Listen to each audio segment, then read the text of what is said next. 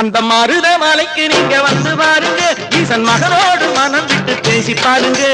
தீராத வினைகள் எல்லாம் தீர்ந்து போகுங்க, சத்தியமா சொல்லுறேன், தீராத வினைகள் எல்லாம் தீர்ந்து போகுங்க. அது தீராவிட்டால் வந்து என்னை கேளுங்க, அது தீராவிட்டால் வந்து என்னை கேளுங்க. மருத மலைக்கு நீங்க வந்து பாருங்க.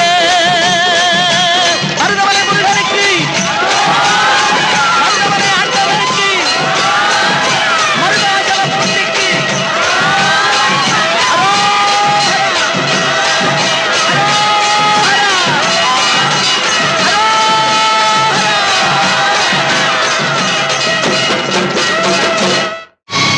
கண்டுகொண்டேன், வந்தது யார் என்று கண்டுகொண்டேன்.